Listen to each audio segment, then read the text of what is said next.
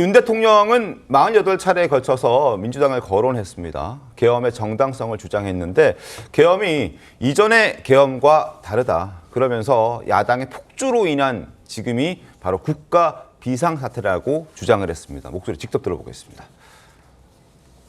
거대 야당은 제가 취임하기도 전부터 대통령 선제 탄핵을 주장했고 줄탄핵, 입법 폭주, 예산 폭거로 정부의 기능을 마비시켜 왔습니다. 제왕적 대통령이 아니라 제왕적 거대 야당의 시대입니다. 그리고 제왕적 거대 야당의 폭주가, 그 독재가 대한민국의 존립 위기를 불러오고 있습니다. 제가 직무에 복귀하게 되면 나중에 또다시 계엄을 선포할 것이라는 터무니없는 얘기도 있습니다. 국방장관이나 지휘관들이나 경험이 풍부한 군사 전문가들인데 이들이 왜 이랬겠습니까? 12.3 계엄 선포는 계엄의 형식을 빌린 대국민 호소이고 과거 계엄과는 다른 것이었기 때문입니다.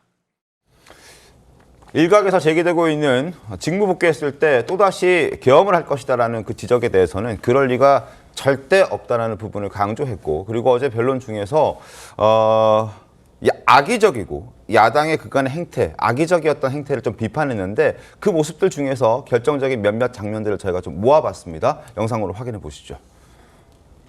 최근 우리 경제를 둘러싼 적기 대응 조치를 상시 준비하고 낭비 없이 적재에 적시해 모든 재정 사업을 제로 베이스에서 검토하여 다양성과 개방성에 기반한 인재 양성,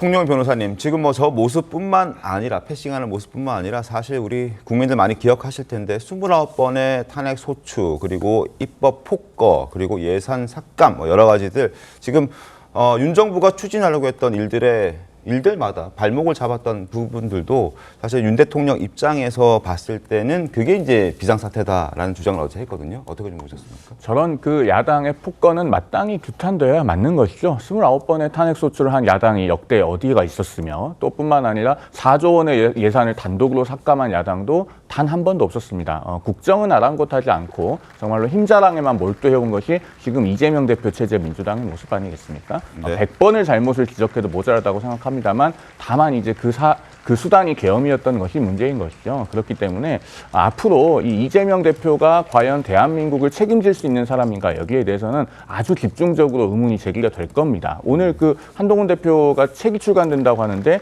그 책에도 이재명 대표를 가장 위험한 사람으로 지목했다라고 하는 내용도 지금 어제 언론에 많이 보도되지 않았습니까? 이런 것처럼 윤 대통령이 지금 비록 탄핵 심판을 받고 있다고 해서 이재명 대표 체제의 민주당이 대한민국을 뒤흔드는 그런 막강한 권력으로 폭거를 자행해 온 것들이 그냥 가려지는 것은 아닙니다. 그것은 그것대로 앞으로 국민들께서 또 판단하고 주권자로서 심판해 나가실 것이라고 생각합니다. 알겠습니다. 실제로 29건의 탄핵 소추안 발의 어떠한 것들이 있었는지 다시 한번 저희가 보여드리겠습니다.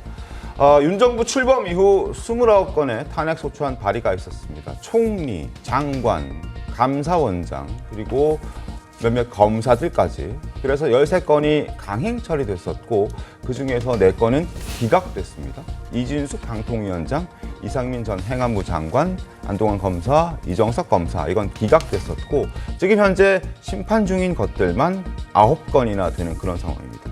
이렇게 되다 보니까 사실 많은 국민들이 이거 좀 너무 과한 거 아니야, 강성필 평론가님? 이거 너무 과한 거 아니야? 이런 얘기 하실 수 있는 거잖아요. 하실 수 있죠. 네. 네, 저도 그런 생각합니다. 그렇습니까? 네. 하지만 그게 비상계엄의 요건이 됩니까? 아니잖아요.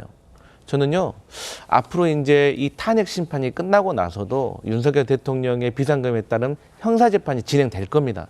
저는요, 국민의 한 사람으로서 정말로 윤석열 대통령이 비상계엄을 선포한 이유가 야당의 예산 삭감, 여러 번의 탄핵이었으면 좋겠습니다. 근데 이런 실망을 깨고 만약에 명태균 게이트에 이어서 윤석열 대통령 부부가 공천에 개입하고 국정에 개입했다는 그러한 이유를 막기 위해서 저는 비상계엄을 했다는 것이 만약에 밝혀진다면 얼마나 절망스러울까. 그래서 저는 정말 개인적으로 윤석열 대통령께서 야당의 예산 삭감, 잦은 탄핵 때문에 비상계엄을 선포했으면 저는 개인적으로 좋겠다. 저는 그런 입장입니다. 이면에 다른 이유가 있을 것이다. 그럼 이 줄탄핵 야당의 이제 어떻게 보면 탄핵 폭거 이런 부분에 대해서 어느 정도 공감이 가고 그럴 수 있다고 보셨다는 말씀이신 건가요? 그런 입장은 사실 여당의 지지자나 네. 대통령으로서는 사실 야당의 예산을 삭감하면 기분 좋겠습니까? 네. 안 좋죠. 저희도 뭐 집권했을 때 야당이 삭감하면은 하고 싶은 사업과 정책이 있는데 그걸 못하니까 아쉽죠. 하지만 그런다고 해서 요건에 맞지 않는 불법적인 비상계엄을 선포하는 것은 헌법과 어긋난다. 이런 말씀 드리겠습니다.